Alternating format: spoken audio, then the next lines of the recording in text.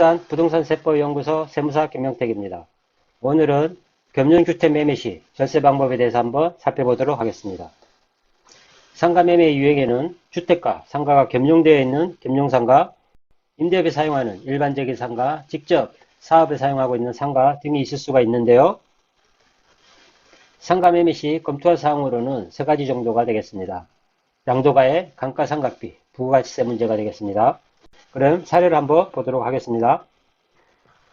갑은 서울 목동에 2017년 9월 2일 19개 취득한 겸용주택 1, 2층 상가, 3층 주택, 일명 꼬마빌딩을 2022년 8월 말경에 잔금 조건으로 42억에 땡땡 주식회사에 매도할 예정입니다. 현황은 매수법인은 3층을 잔금 전까지 상가로 용도 변경하는 것을 계약 조건으로 하자고 합니다. 이 건물이 유일한 재산으로 현재까지 3층 주택에 거주하면서 1층은 카페, 2층은 학원으로 월 800만원에 임대를 하고 있는데요. 문의상으로는 용도 변경을 해주어도 문제가 없는지, 그리고 양도소득세를 절감하기 위한 방법이 무엇이 있는지에 대해서 문의해 주셨습니다. 먼저 용도 변경을 해주어도 문제가 없는지 부분을 한번 살펴보면, 매수자는 법인이죠. 법인이 주택을 취득하는 경우에는 중과가 되지 않습니까? 법인이 주택을 취득하는 경우 특별한 예외 사유에 해당되지 않는다면 12%의 취득세 중과세율이 적용되기 때문에 사례의 경우 매수자 법인은 이 취득세가 중과되는 것을 알고 취득세를 절감하기 위해서 아마도 상가로 잔금일에는 상가로 용도 변경되어 있는 것을 조건으로 해서 이렇게 계약을 하고자 한 것 같습니다. 매도자의 경우는 어떻습니까? 이렇게 잔금일에 상가가 되면 본인이 거주하고 있는 3층 주택에 대해서 비과세를 못 받지 않을까, 이런 염려가 있으셔서 용도 변경을 해주어도 문제가 없는지에 대해서 문의를 해주셨는데요. 결론적으로 말씀드리면 매매 특약에 따라 잔금 전에 용도 변경을 해주는 것은 잔금 전 용도 변경을 해주더라도 매도자에 영향을 미치지 않는다. 즉 괜찮다, 이렇게 말씀드릴 수가 있겠습니다. 이 내용은 반드시 매매 특약에 잔금 전에 용도 변경 등의 내용이 명시가 되어 있어야 되고요. 이럴 경우에 계약일을 기준으로 판단을 하게 되어 있습니다. 계약일 현재는 어떻습니까? 주택과 상가가 복합되어 있는 겸용주택이죠. 겸용상가이죠. 그거는 계약일 현재로 판단하기 때문에 매도자에게 영향이 없다, 이렇게 말씀드릴 수가 있겠습니다. 사례 검토사항을 보면 비과세, 즉 1세대 1주택 비과세 대상인지 여부, 두 번째 감가상각비를 임대사업을 영위하셨을 거죠. 임대사업에 영위하셨다면 감가상각비를 경비 처리했는지 여부, 그리고 절세를 위한 계약서 검토사항 등이 되겠습니다. 먼저 1세대 1주택 비과세 대상인지 여부에 대해서 한번 살펴보겠습니다. 1세대 1주택자가 보유요건 2년 이상 보유요건을 충족하셔야 되고요. 다음 거주요건, 조정지역에서 취득한 경우는 2년 이상 거주요건이 적용되죠. 따라서 2년 이상 거주요건도 충족하셔야만이 비과세를 받을 수가 있는데요. 사례자의 경우에 서울 목동에 2017년 9월 2일에 취득하셨기 때문에 부동산 대책이 2017년 8월 8위 대책에 나왔죠. 따라서 8월 3일 이후에는 조정지역에서 주택을 취득하는 경우에는 거주요건이 있다. 이렇죠. 이런 내용이죠. 따라서 서울 목동 2017년 9월 2일에 취득해서 어떻게 하고 있다고 했습니까? 3층 주택에서 거주하고 있다고 하셨죠. 따라서 2년 이상 거주요건 2년 이상 조정지역에 취득하셨고 2년 이상 거주하셨기 때문에 2년 이상 거주요건을 충족한 상태입니다. 그리고 당연히 보유요건 2년 이상 보유요건 또한 충족이 된 거죠. 따라서 1세대 1주택 비과세 대상인가? 즉 비과세 대상이죠. 비과세 대상. 사례자의 경우는 비과세 대상에 해당한다. 다음으로 감가상각비. 감가상각비를 임대사업과 관련해서 경비 처리했는지 여부는 알 수가 없지만 우리가 임대사업과 관련해서 또는 제조사업, 직접 사용하는 제조 등 이런 사업과 관련해서 감가상각비를 경비 처리하고 이렇게 경비 처리하면 사업소득세, 소득세가 줄어들게 되죠. 소득세가. 반면에 감가상각을 할 경우에 감가상각을 경비 처리를 통해서 사업소득세가 줄게 되는 효과가 생기는데요. 반면에 이러한 감가상각 누계액은 양도세 계산할 때는 어떻게 적용됩니까? 감가상각 누계액은 양도세 계산할 때 취득가에서 차감합니다. 취득가에서 차감. 감가상각 누계액을 취득가에서 차감하기 때문에 양도 차익이 줄고 이로 인해서 양도세가 늘게 되는 거죠. 사업소득세는 비록 줄지만 양도소득세를 느는 이런 효과가 있기 때문에 감가상각비에 대해서도 검토해 보셔야 되고요. 절세 검토를 위해서 절세를 위한 계약서 검토 사항입니다. 점검 사항입니다. 당연히 이러한 내용으로 절세를 받기 위해서는 계약서를 신중하고 꼼꼼하게 작성하실 필요가 있는 것입니다. 즉 사례자의 경우에 1세대 1주택자인지 여부에 대해서 검토를 해보니 비과세 요건 충족 여부, 보유 요건과 거주 요건을 모두 충족하셔서 1세대 1주택자 비과세 대상입니다. 다음으로 상가분, 감가상각비에 대해서 경비 처리했는지 등에 관련된 건데요.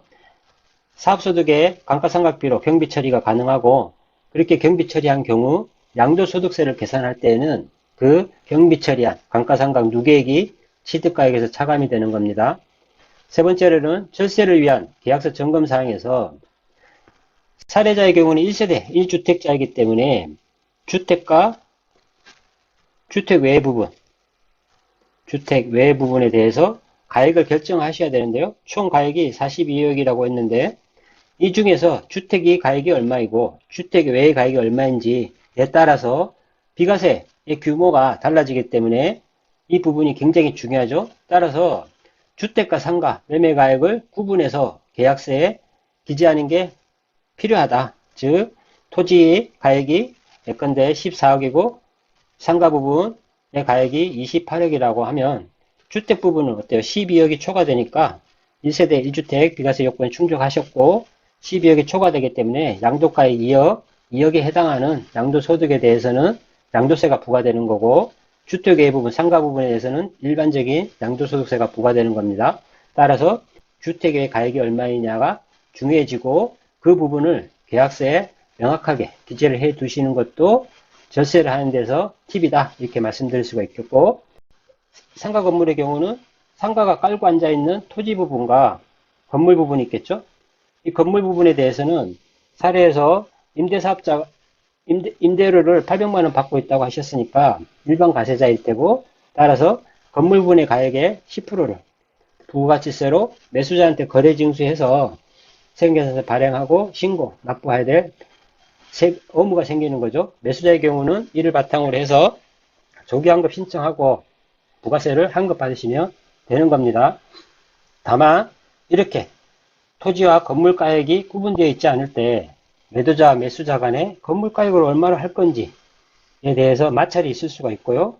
다음으로 매수자의 경우는 이 건물 부분에 대한 부가치세 문제가 이 상가를 취득하는 데 있어서 꼬마빌딩을 취득하는 데 있어서 자금 부담으로 온다. 자금 부담이 발생한다. 즉 부가세는 먼저 납부하고 환급은 시간이 지난 뒤에 환급을 받기 때문에 시간적으로 자금 압박이 있을 수가 있다. 그래서 거래관계가 원만하게 진행되기 위해서는 이 부분에 대해서도 합리적으로 매도자와 매수자 간의 계약관계로 풀어야 될 필요성이 있는 겁니다. 제가 절세 팁이라고 몇 가지를 이렇게 기술해 보았는데요. 첫 번째가 1세대 1주택 비과세 대상이라면 세법상 허용 범위 내에서 안분을 최대한 활용하자입니다.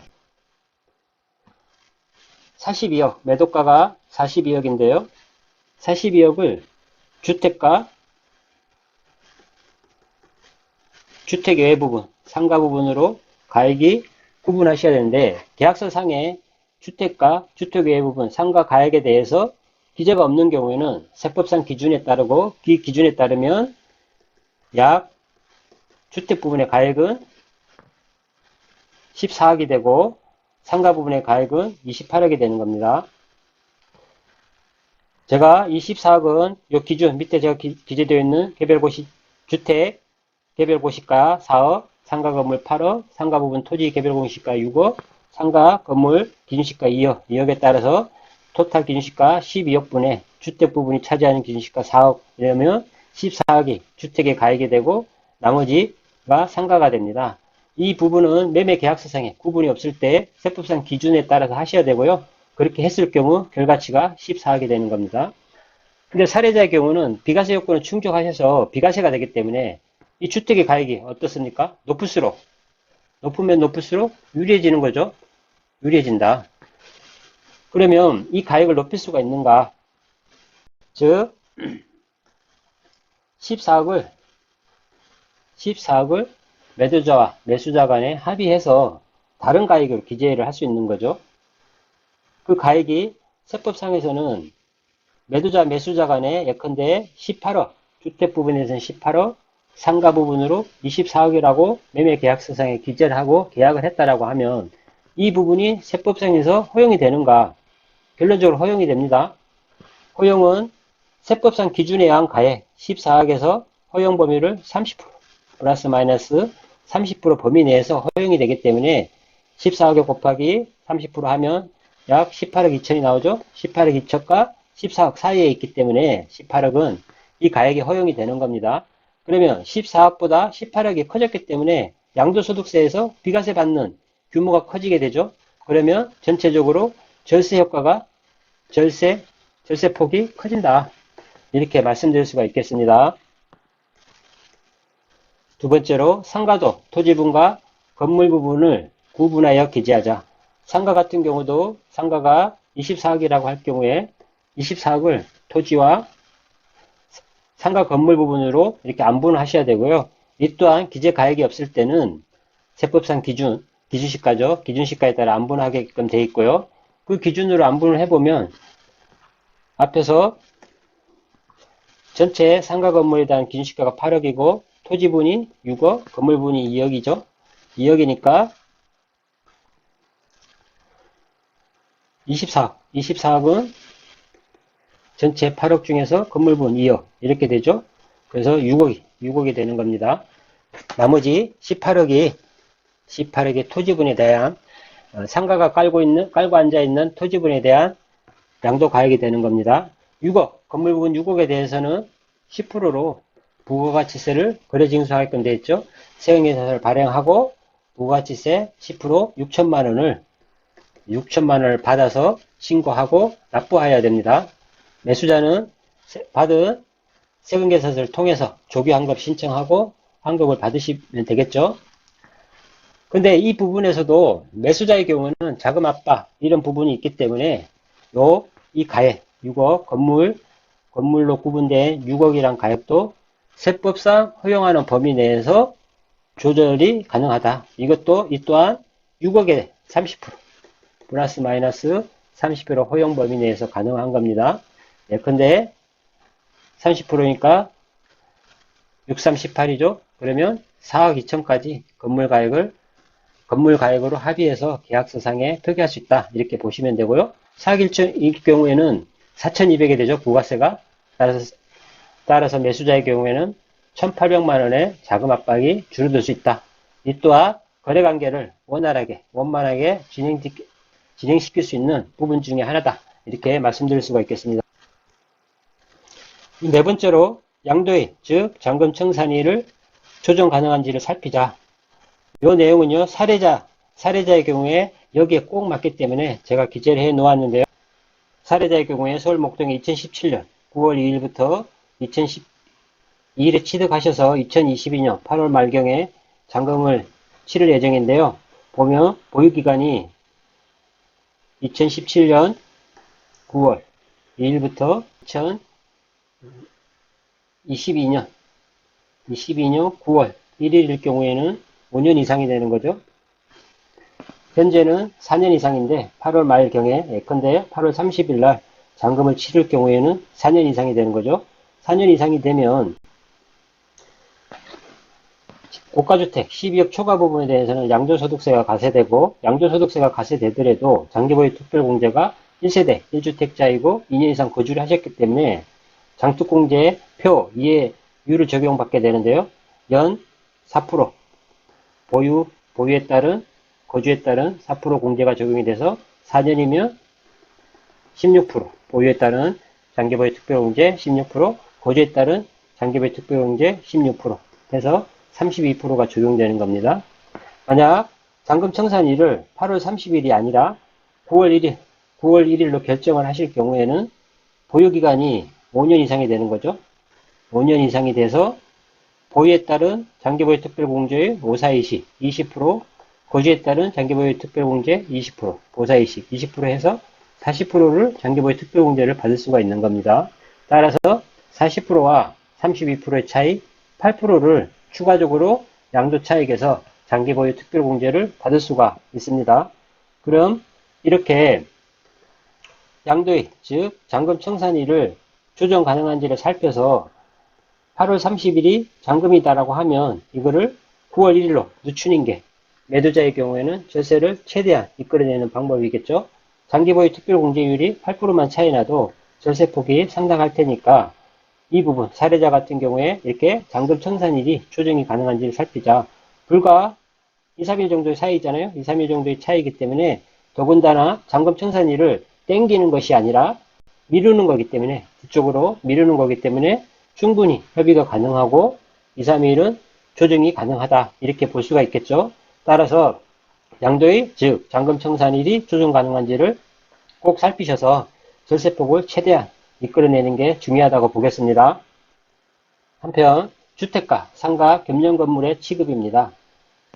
1세대 1주택을 판단할 때 1세대 1주택 비과세를 판단할 때 비과세에 해당이 될 경우에 겸용주택, 즉 주택이 주택가, 주택 외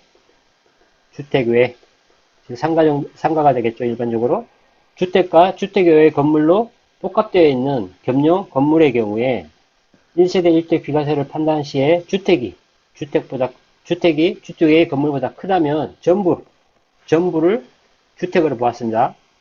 전부를 주택으로 보아 비과세를 적용하였는데 2020년 2월 11일 개정으로 2022년 1월 1일 이후 양도분부터는 종전과 달리 주택분만 주택으로 본다.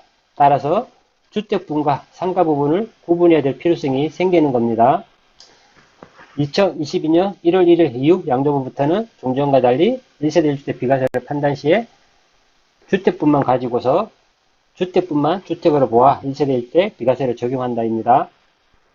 이렇게 사례의 경우는 한 건의 매매이지만 비록 꼬마 빌딩을 19개 사서 40여 개 매도하는 이런 한 건의 단순한 계획일지 모르지만 비과세 판단과 절세를 최대한 이끌어내고 부가가치세 문제에 따른 상가와 건물과 토지 부분의 안분 계산하는 방법 등 이런 부분들에 대한 검토가 필요하고요. 그 다음에 감가상각 여부 취득할 때부터 감가상각을 해서 소득세를 절감할 것인지 아니면 감가상각을 미루어 양도소득세 절감폭을 최대한 할 것인지 이 부분도 검토를 하셔야 되는 거고요. 사례자와 마찬가지로 양도의 청산일의 조정에 따라서 절세가 어느 정도 되는지도 가늠하셔서 이와 같은 내용들을 다 체크하셔야 되기 때문에 외부의 세무전문가와 꼭 상담을 하셔서 절세가 최대한 이끌어낼 수 있도록 하는 부분이 중요하다고 하겠습니다. 이상으로 상가 매매에 대해서 절세 전략에 대해서 살펴보았고요. 다음에는 보다 유익하고 알찬 정보를 가지고 찾아뵙도록 하겠습니다. 감사합니다.